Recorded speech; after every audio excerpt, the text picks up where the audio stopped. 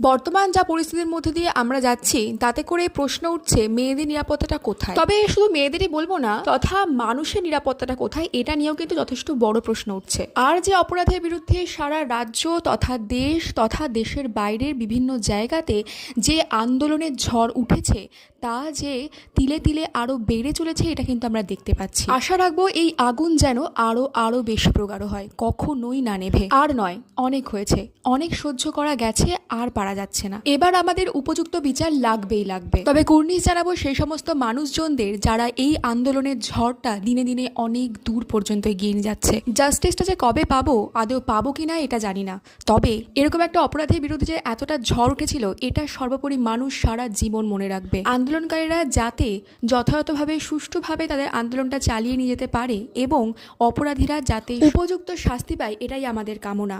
We want justice.